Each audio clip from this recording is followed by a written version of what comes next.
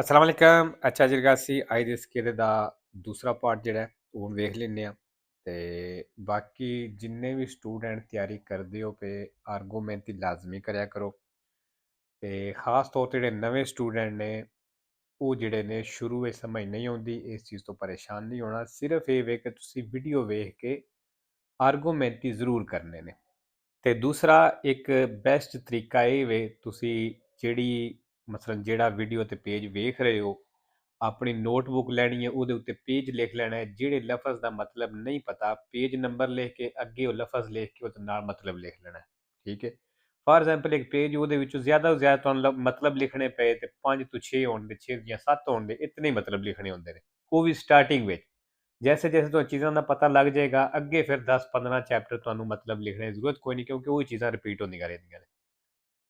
ਤੇ ਇਹ ਜਦੋਂ ਤੁਸੀਂ ਫਿਰ ਤਿਆਰੀ ਕਰੋ ਦੇ ਆਰਗੂਮੈਂਟ ਦੀ ਕਰੋ ਦੇ ਬਾਰ-ਬਾਰ ਤੁਹਾਨੂੰ ਵੀਡੀਓ ਵੇਖਣ ਦੀ ਜ਼ਰੂਰਤ ਨਹੀਂ ਪੈਣਗੀ। ਤੁਸੀਂ ਆਪਣੀ ਨੋਟਬੁੱਕ ਖੋਲ ਕੇ ਉਸ ਲਫ਼ਜ਼ ਦਾ ਉੱਥੋਂ ਮਤਲਬ ਵੇਖ ਲੈਣਾ। ਠੀਕ ਹੈ।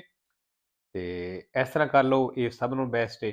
ਤੇ ਆਰਗੂਮੈਂਟੀ ਜ਼ਰੂਰ ਕਰਨੇ ਨੇ। ਐਪਲੀਕੇਸ਼ਨ ਵੈਬ ਪਤੈਨ ਤੇ ਉਹ ਲਾਜ਼ਮੀ ਹੈ। ਉਹਦੀ ਵਜ੍ਹਾ ਇਹ ਵੇ ਕਿ ਮੈਂ ਇਸ ਤੋਂ ਆਖਣਾ ਕਿ ਇਹ ਐਪਲੀਕੇਸ਼ਨ ਕਰੋ, ਕਿਉਂਕਿ ਮੈਂ ਜਿਹੜਾ ਕੋਰਸ ਅਪਲੋਡ ਕੀਤੇ ਹੈ ਇਹਦੇ ਤੋਂ ਕੀਤੇ ਹੈ, ਇਸ ਵਾਸਤੇ ਤੁਹਾਨੂੰ ਸਮਝਣ ਵਿੱਚ ਆਸਾਨੀ ਰਹੇਗੀ। ਸ਼ੁਰੂ ਵਿੱਚ ਜਿਹੜੇ ਨਵੇਂ ਸਟੂਡੈਂਟ ਨੇ ਸ਼ੁਰੂ ਵਿੱਚ ਸਮਝ ਨਹੀਂ ਆਉਂਦੀ, ਤੁਸੀਂ ਇਹ ਸਮਝੋ ਵੀ ਮੈਂ ਪਹਿਲੀ ਦਫਾ ਵੀਡੀਓ ਵੇਖ ਰਿਹਾ ਤੇ ਮੈਨੂੰ ਪਹਿਲੀ ਦਫਾ ਹੀ ਸਮਝ ਆਉਣੀ ਸ਼ੁਰੂ ਹੋ ਜਾਵੇ, ਜਾਂ ਦੂਸਰੀ ਦਫਾ ਵੀਡੀਓ ਵੇਖ ਰਿਹਾ ਤੇ ਮੈਨੂੰ ਸਮਝ ਸਹੀ ਆਉਣੀ ਸ਼ੁਰੂ ਹੋ ਜਾਵੇ। ਇਸ ਤਰ੍ਹਾਂ ਨਹੀਂ ਹੁੰਦਾ। ਕੋਈ ਇੱਕ ਅੱਧਾ ਸਟੂਡੈਂਟ ਜਿਹਨੂੰ ਸਮਝ ਆ ਜਾਏਗੀ, ਲੇਕਿਨ ਜ਼ਿਆਦਾਤਰ ਚਾਂਸ ਇਹ ਨਹੀਂ ਹੁੰਦਾ ਕਿ 2-4 ਦਿਨ ਬਾਅਦ ਸਮਝ ਆਉਣੀ ਸ਼ੁਰੂ ਹੁੰਦੀ। ਠੀਕ ਹੈ। ਸ਼ੁਰੂ ਵਿੱਚ ਇੱਕ ਦੋ ਲਫ਼ਜ਼ ਵੀ ਸਮਝ ਆ ਜਾਣ ਤਾਂ ਬੜੀ ਗੱਲ ਹੁੰਦੀ ਹੈ। ਠੀਕ ਹੈ ਜੀ।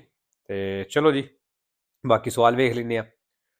16 ਨੰਬਰ, ਇਹ obbligatorio dare la precedenza, ਕਹਿੰਦਾ ਲਾਜ਼ਮੀ ਇਹ ਹੱਕ ਦੇਣਾ a tutti i veicoli, ਸਾਰੀਆਂ ਗੱਡੀਆਂ ਨੂੰ, circolanti ਜਿਹੜੀਆਂ ਚੱਲਦੀਆਂ ਨੇ, quando si svolta a sinistra, ਜਦੋਂ ਖੱਬੇ ਮੁੜਦੇ ਹੋ ਫਾਲਤੂ। ਕਹਿੰਦਾ ਜਦੋਂ ਖੱਬੇ ਮੁੜਦੇ ਹੋ ਸਾਰੀਆਂ ਗੱਡੀਆਂ ਜਿਹੜੀਆਂ ਚੱਲ ਰਹੀਆਂ ਨੇ ਉਹਨਾਂ ਨੂੰ ਹੱਕ ਦੇਣਾ ਲਾਜ਼ਮੀ ਹੈ। ਫਾਲਤੂ ਸਾਰੀਆਂ ਤਾਂ ਨਹੀਂ ਦੇਣੀ ਹੁੰਦੀ ਪਹਿਲ।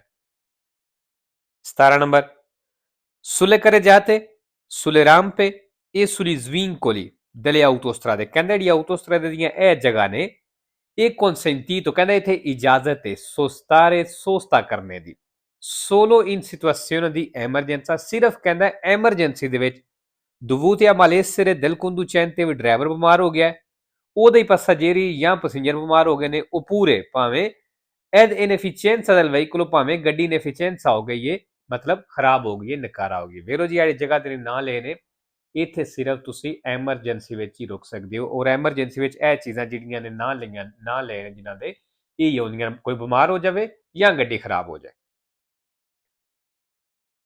18 number, la revisione della patente di guida è disposta, ਕਹਿੰਦਾ ਲਾਇਸੈਂਸ ਦੀ ਰਿਵੀਜ਼ਨ ਹੋਵੇ ਦੀ a seguito di azzeramento, ਜਦੋਂ azzeramento ਹੋ ਜਾਣ, ਜ਼ੀਰੋ ਹੋ ਜਾਣ, ਖਤਮ ਹੋ ਜਾਣ, dei punti della patente di guida, ਜਿਹੜੀਆਂ ਲਾਇਸੈਂਸ ਦੀਆਂ ਪੂੰਤੀਆਂ ਨੇ। ਵੇਰੋ ਜੀ ਜਿਹੜੀਆਂ ਲਾਇਸੈਂਸ ਦੀਆਂ ਪੂੰਤੀਆਂ ਹੁੰਦੀਆਂ ਨੇ, ਅਗਰ ਉਹ ਤੁਹਾਡੀਆਂ ਜ਼ੀਰੋ ਹੋ ਜਾਣ ਤੇ ਫਿਰ ਵੀ ਰਿਵੀਜ਼ਨ ਨਹੀਂ ਹੋਵੇਗੀ।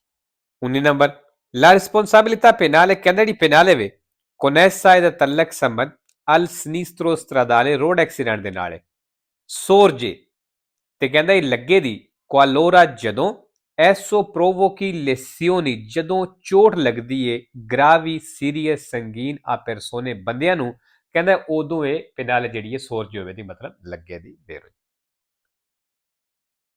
20 ਨੰਬਰ ਜੀ, ਇਹ ਵੀ ਨਿਸ਼ਾਨ ਇੰਪੋਰਟੈਂਟ ਵੇ ਤੇ ਇਹ ਵੀ ਤਕਰੀਬਨ ਕਰ ਲਓ, ਪਹਿਲਾਂ ਤੇ ਕਾਫੀ ਜ਼ਿਆਦਾ ਆ ਰਹੇ ਸਨ, ਇਹ ਜਿਹੜੀ ਤਸਵੀਰ ਦੇ ਨਾਲ ਹੁਣ ਥੋੜੇ ਘੱਟ ਗਏ ਨੇ, ਲੇਕਿਨ ਇਹ ਤਸਵੀਰ ਇੰਪੋਰਟੈਂਟ ਵਿਸਕੇ ਦੇ ਵਿੱਚ ਆ ਸਕਦੀ ਹੈ।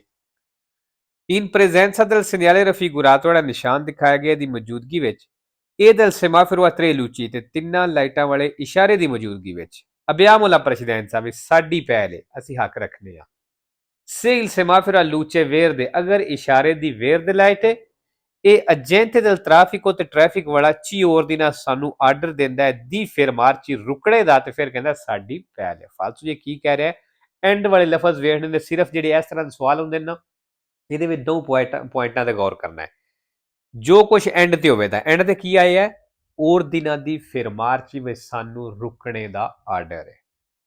ਅਗਰ ਰੁਕਣੇ ਦਾ ਆਰਡਰ ਕਹਿ ਦੇ ਰਿਹਾ ਸਾਨੂੰ, ਤੇ ਇਹਦਾ ਮਤਲਬ ਕੀ ਵੀ ਅਸਾਂ ਪਹਿਲ ਦੇਣੀ ਹੈ, ਸਾਨੂੰ ਰੁਕਣਾ ਪੈਣਾ। ਠੀਕ ਹੈ। ਜਿਹੜਾ ਇਹ ਲਫ਼ਜ਼ ਹੋਵੇਗਾ ਨਾ abbiamo la precedenza ਜਾਂ dobbiamo dare la precedenza, ਇਹਦੇ ਉੱਤੇ ਤੁਸੀਂ ਗੌਰ ਕਰਨਾ ਹੈ। ਅਗਰ ਹੁਣ ਇਸ ਪੁਆਇੰਟ ਨੂੰ ਇਹਦੇ ਤੇ ਗੌਰ ਕੀਤਾ ਜਾਵੇ, ਇਹਦੇ ਮੁਤਾਬਕ ਕੀ ਕਹਿ ਰਿਹਾ, ordinadi fermarci ਵੀ ਤੁਹਾਨੂੰ ਆਰਡਰ ਰੁਕਣੇ ਦਾ, ਫਿਰ ਇਹਦਾ ਕੀ ਮਤਲਬ ਸੀ, dobbiamo dare la precedenza ਇੱਥੇ ਹੋਣਾ ਚਾਹੀਦਾ ਸੀ, ਠੀਕ ਹੈ, ਜਿੱਥੇ ਇਹਨੇ ਕਿਹਾ ਕਿ abbiamo la precedenza, ਠੀਕ ਹੈ, ਇਸ ਵਾਸਤੇ ਫਾਲਸੋ। ਸਿਰਫ ਇਹਨਾਂ ਦੋ ਪੁਆਇੰਟਾਂ ਨੂੰ ਸਮਝਣਾ, ਇਹ ਫਿਰ ਤੁਹਾਡੇ ਕਲੀਅਰ ਹੋ ਜਾਣਗੇ।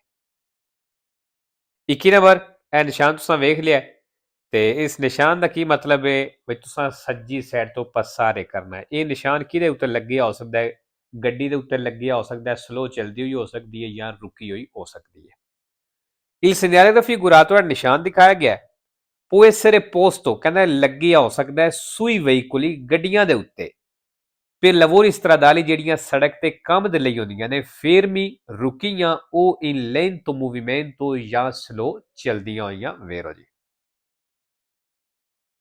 22 number, lo spazio di frenatura, ਕਹਿੰਦੇ spazio di frenatura si raddoppia e double ਹੋਵੇਗੀ se la velocità si raddoppia, ਅਗਰ ਸਪੀਡ ਤੁਹਾਡੀ raddoppia ਡਬਲ ਹੈ, ਦੋ ਗੁਣਾ ਹੈ, ਤੇ ਫਾਲਸੋ ਜੀ। ਅੱਛਾ ਜੀ, raddoppia ਕਿਹਨੂੰ ਆਖਦੇ ਨੇ, ਦੋ ਨੂੰ ਅੱਗੇ ਵੀ ਬੜੀ ਵਾਰ ਦੱਸਿਆ ਹੈ, ਜਿਹੜਾ ਐਂਡ ਤੇ ਲਫ਼ਜ਼ ਹੋਵੇਗਾ ਉਹਨੂੰ ਉਹਨੇ ਨਾਲ ਹੀ ਤੁਸੀਂ ਜ਼ਰਬ ਦੇਣਾ ਹੈ। ਦੋ raddoppia ਦੋ ਨੂੰ ਆਖਦੇ, ਦੋ ਨੂੰ ਦੋ ਨਾਲ ਜ਼ਰਬ ਦਿਓ ਕੀ ਹੁੰਦਾ, 4, ਠੀਕ ਹੈ, ਇੱਥੇ 4 ਹੋਣਾ ਚਾਹੀਦਾ, ਇਹ ਜਿਹੜਾ ਵੇ ਇੱਥੇ ਇਹਨੇ raddoppia ਹੀ ਲਿਖੀ ਹੈ, ਇੱਥੇ ਹੋਣਾ ਚਾਹੀਦਾ ਸੀ quadruplica।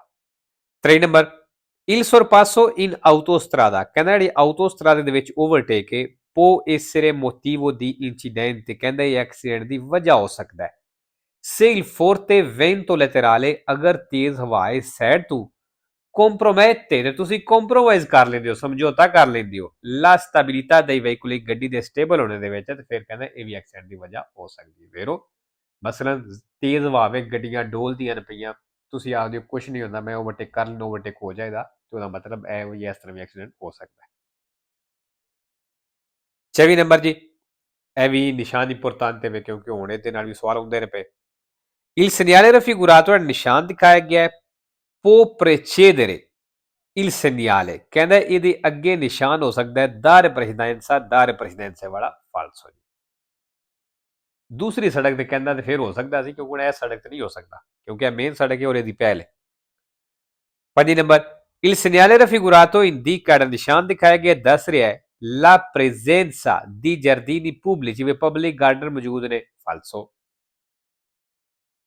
26 number, in un secondo, ਕਹਿੰਦਾ 1 ਸੈਕਿੰਡ ਦੇ ਵਿੱਚ, si percorrono circa metri 28, ਵਿੱਚ ਤਕਰੀਬਨ 28 ਮੀਟਰ ਚੱਲੋ ਦੇ, se si viaggia a 100 km all'ora, ਅਗਰ ਤੁਸੀਂ 100 ਦੀ ਸਪੀਡ ਤੇ ਚੱਲ ਰਹੇ ਹੋ। ਵੇਰੋ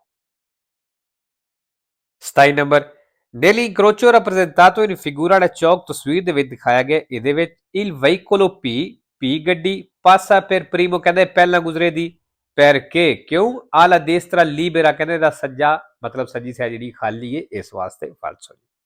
28 ਨੰਬਰ, nei centri abitati, ਆਬਾਦੀ ਦੇ ਵਿੱਚ, ਸ਼ਹਿਰ ਪਿੰਡ ਦੇ ਵਿੱਚ, il conducente, ਡਰਾਈਵਰ ਜਿਹੜਾ non deve lasciare in sosta, ਕਹਿੰਦਾ ਸੋਸਤੇ ਦੇ ਵਿੱਚ ਨਾ ਛੱਡੇ, ਉਹ rimorchio staccato dalla motrice, motrice ਨਾਲ rimorchio ਲਾ ਕੇ ਕਹਿੰਦਾ ਪਾਰਕਿੰਗ ਦੇ ਵਿੱਚ ਨਾ ਛੱਡੇ, salvo diversa segnalazione, ਜੇ ਕੋਈ ਉੱਥੇ ਨਿਸ਼ਾਨ ਨਹੀਂ ਲੱਗਿਆ ਤੇ। ਵੇਰੋ ਜੀ, ਕਿਉਂਕਿ rimorchio ਵੱਡਾ ਹੁੰਦਾ, ਇਹਨੂੰ ਸਪੈਸ਼ਲ ਪਾਰਕਿੰਗ ਚਾਹੀਦੀ ਹੁੰਦੀ ਹੈ ਇਹਦੇ ਵਾਸਤੇ, ਤੇ ਹਰ ਜਗ੍ਹਾ ਤੇ ਨਹੀਂ ਲੱਗ ਸਕਦਾ, ਅਗਰ ਉੱਥੇ ਕੋਈ ਨਿਸ਼ਾਨ ਲੱਗੇ ਇਹਦੇ ਵਾਸਤੇ ਪਾਰਕਿੰਗ ਦੀ ਇਜਾਜ਼ਤ ਮਨਜ਼ੂਰੀ ਵਾਲਾ, ਤੇ ਫਿਰ ਉੱਥੇ ਤੁਸੀਂ ਲਾ ਸਕਦੇ ਹੋ, ਇਸ ਤੋਂ ਇਲਾਵਾ ਨਹੀਂ ਲਾ ਸਕਦੇ।